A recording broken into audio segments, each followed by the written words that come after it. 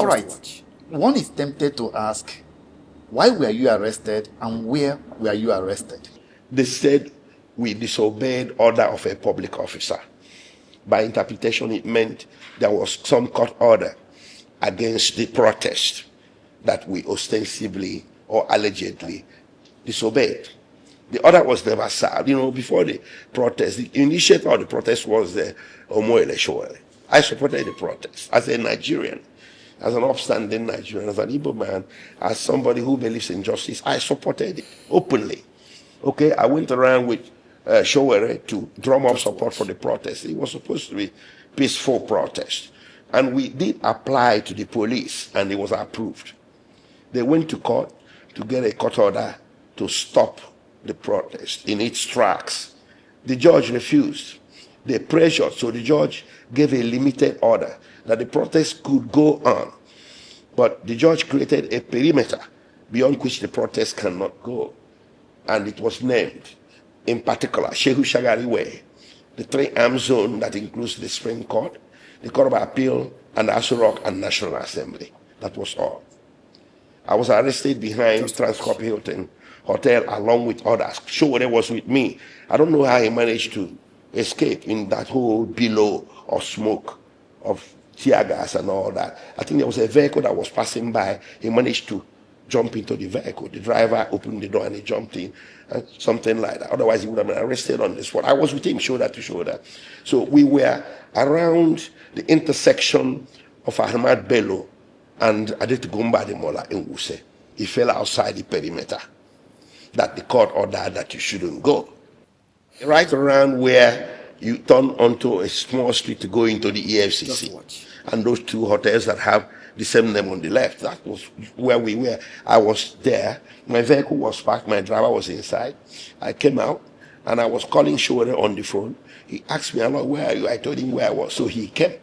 The moment he got there, we got together. A small crowd formed around us. People that came with him, and others, and so on and so forth. And we just started shouting, you know, yelling, sloganeering peacefully. freeNnamdikanu, freeNnamdikanu, freeNnamdikanu. I think maybe they had a scout somewhere around there. There was no police inside. There was no police cordon.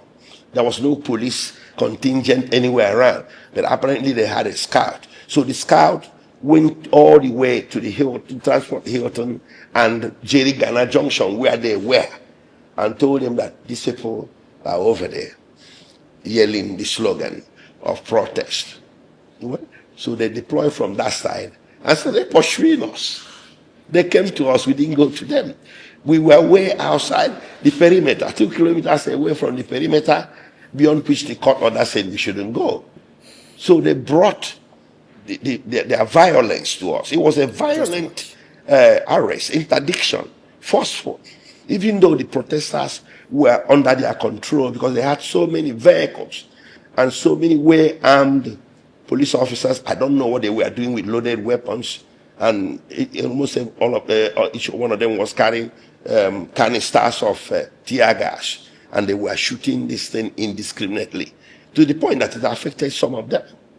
One of the officers was yelling, "Take it easy, take it easy." But the ones that had gone mad with impunity and draconism would not listen. They kept shooting and shoving people around and so on and so forth. Looking at even the perimeter restriction of the court, is it an infringement on your fundamental rights, given the fact that protest is constitutionally guaranteed? Yes. So even as the court was limiting it, was it a breach on your own fundamental right? Now, that order issued from an ex parte application. An ex parte application implies that there's a bigger case coming. So we're going to court and we're going to join issues with them in a substantive setting, in an adversarial setting, where they make their case, we make ours. Then the point that you just made will come in. Since when did Nigerians lose their constitutional right to peaceably assemble, their constitutional right to protest and to free speech? Protest is a communicative measure taken by citizens in a democracy to express their discontent to their government. If you lose the right of protest to your government, peaceful protest, then what is the essence of democracy? That is the question that has to be answered, and it will be answered by the court of law. But right now, we are talking to the court of the public opinion. This is a question I want all Nigerians to ponder. Do you think it is right for your government to arrest you, to subdue you so violently, and subject you to a whole week of imprisonment without trial, just because you came out and you told your government, I am not happy with a particular policy, can you please change it? The protest was not directed against the judiciary to begin with. The judiciary does not initiate prosecutions. The protest was directed against the executive decision of the federal government to prosecute freeNnamdikanu. Prosecuting someone is different from trying that person. Just watch. Subjecting you to trial is the duty, and it's within the province of the courts. But to trigger that trial, the executive branch takes a step, and that step is called prosecution. So we were out there to tell President Tinubu, not Justice James Omotosho or the Nigerian Federal High Court. No, we were there to tell President Tinubu, the man you have before the courts under trial did nothing wrong. And the manner by which or in which he was brought into the country does not give you the right to subject him to trial. That is all. Pure and simple. That what he was doing, or the enterprise for which you are traducing him and prosecuting him, is an enterprise that is protected under Nigerian law and international law. That enterprise is called self-determination. It's a view, it's a political opinion that may be inconvenient to the government, and that is why the mischief rule in every national law protected it as a political right. If the mischief rule, or people who founded nations didn't think it was wise, they wouldn't have put it there, that you have the right to self-determination. But when a government, your government, in response to that right, seeks to suppress your expression of that right by means of punishment of some sort, that becomes egregious. It becomes a challenge to the entire society to ask whether such is the correct government response in a democracy. Some people also wonder, as defense counsel for freeNnamdikanu, why did you embark on the protest? Defense counsel to freeNnamdikanu has not lost his right as a Nigerian. I know the rules of the bar. Just watch. The rules of subjudice, and so on and so forth.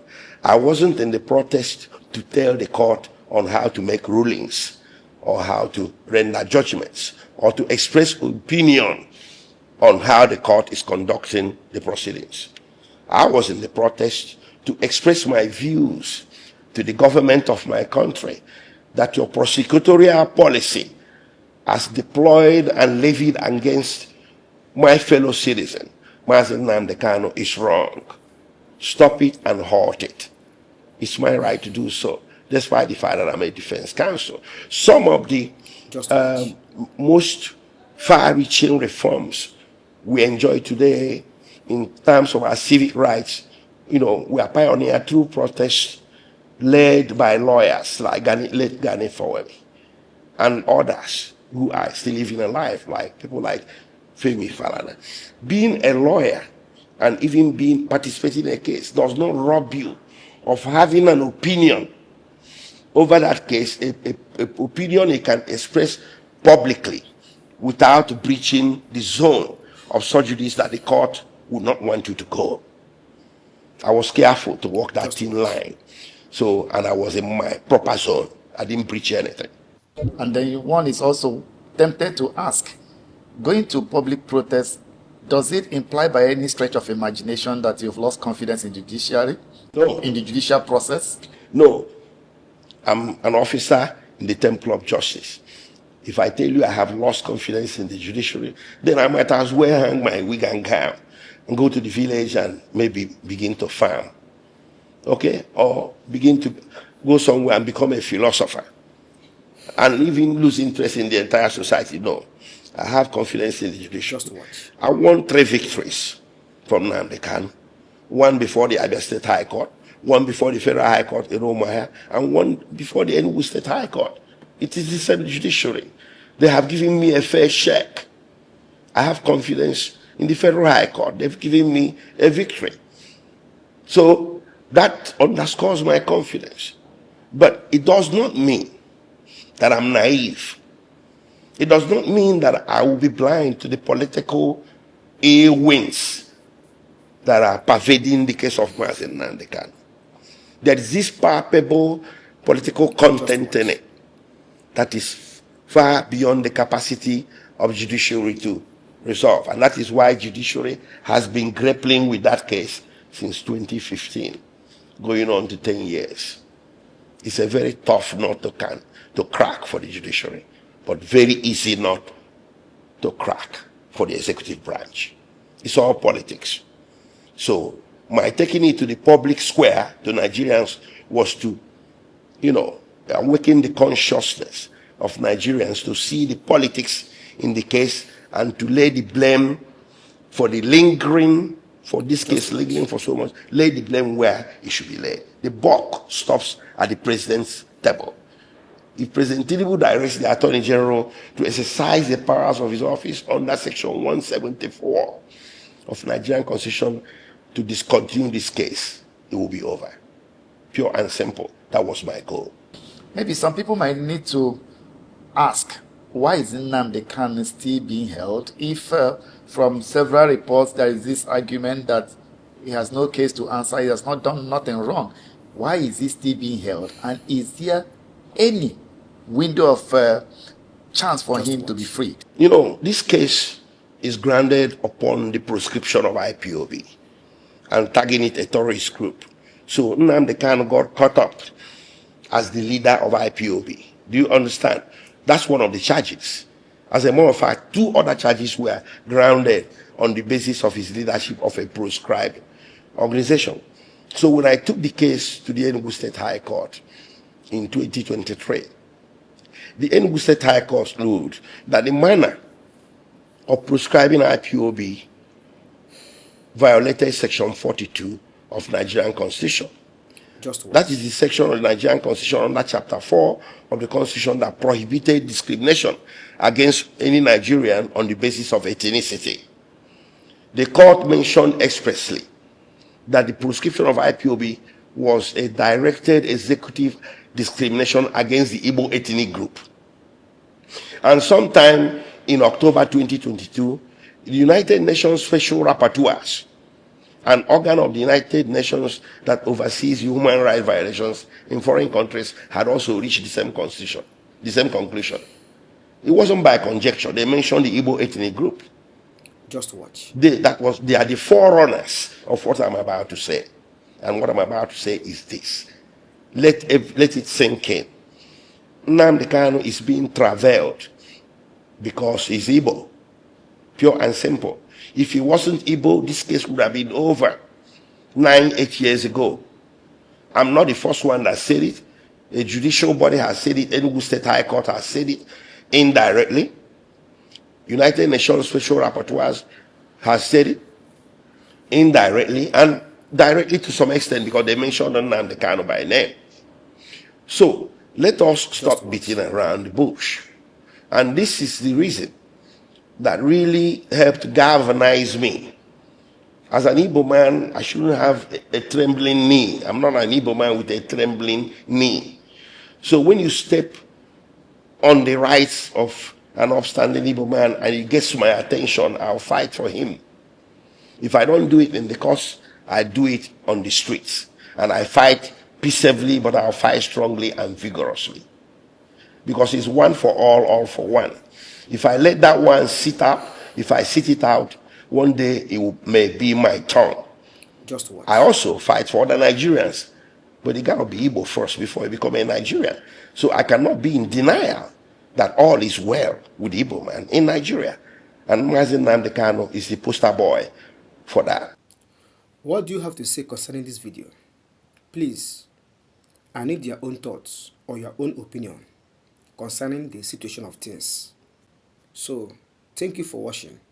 You can drop your opinion in the comment section. For more news and updates like this, subscribe.